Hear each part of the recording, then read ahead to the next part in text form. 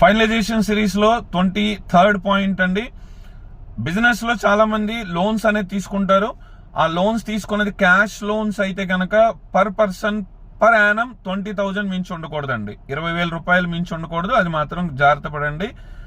ఒకవేళ మీరు business loans కనుక బ్యాంక్స్ నుంచి కానీ ఎన్బిఎఫ్సిస్ నుంచి కానీ తీసుకుంటే కంపల్సరీగా వాళ్ళ దగ్గర నుంచి లోన్ శాంక్షన్ లెటర్ తీసుకోండి. ఒకవేళ క్లోజ్ అయిపోతే లోన్ క్లోజింగ్ లెటర్ తీసుకోండి.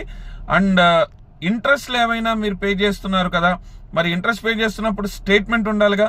ఆ స్టేట్మెంట్ ఎలా ఉండాలి అంటే ఈఎంఐ కడుతున్నట్టుగా, అంటే ఎంత ఈఎంఐ, అందులో ఎంత ప్రిన్సిపల్ అండ్ అంతే ఎంత ఇంట్రెస్ట్ అమౌంట్ అనేది ఒక స్టేట్మెంట్ ఉంటుందండి. మీరు అడిగితే వాళ్ళు ఇస్తారు.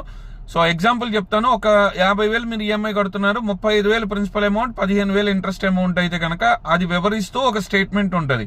So sanction letter, interest statement and complete అయిపోతే లోన్ క్లోజింగ్ లెటర్ మాత్రం కంపల్సరీగా ఉండాలి.